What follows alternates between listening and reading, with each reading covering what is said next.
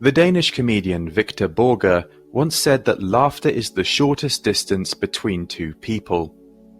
The Greek philosopher Aristotle referred to it as a bodily exercise precious to health, and the Russian novelist Fyodor Dostoevsky called laughter the most reliable gauge of human nature. Laughter has the power to connect us, to salve our woes, and to make us feel good. But what exactly is laughter, and why do we do it? In 1998, the neuroscientist Vilanor Ramachandran published a paper in the Journal of Medical Hypotheses in which he proposed the false alarm theory of laughter. According to Ramachandran, laughter evolved as a social signal that signifies to a group that a salient or potentially threatening change in the environment is in fact benign or innocuous.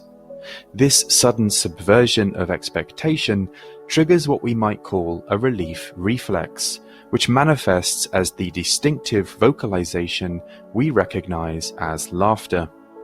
In this way, laughter evolved as an energy-conserving mechanism, reducing our exposure to unnecessary endeavor, thus improving the efficiency of our responsiveness to our environment and consequently our overall chances of survival. Arguably, everything that causes laughter, from slapstick comedy and banter to wordplay and tickling, all seem to share this same fundamental operative mechanism. Namely, a salient or threatening expectation is generated, only to then suddenly be subverted. Interestingly, the false alarm theory is also supported by certain neurological findings.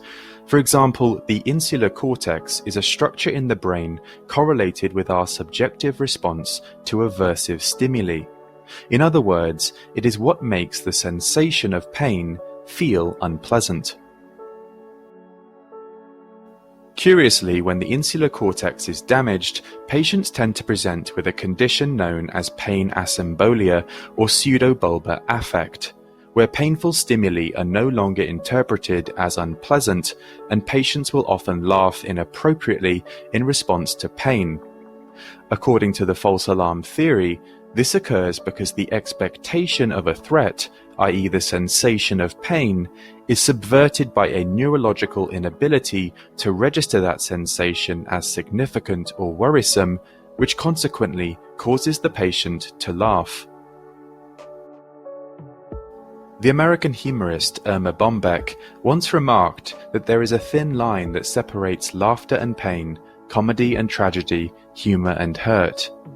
Not only does the false alarm theory explain this seemingly odd juxtaposition between mirth and misery, but it also may explain why it is that we often seek to actively impose or utilize laughter in circumstances that we consider socially awkward or ambiguous, or which make us nervous. If the false alarm theory is correct, then by laughing in these situations we may in fact be attempting to actively convey the reassuring and mollifying message to those around us that there is nothing to worry about, and that any misgivings or negative expectations that others may have are nothing more than a false alarm.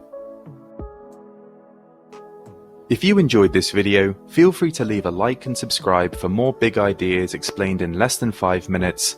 And until next time, thanks for watching.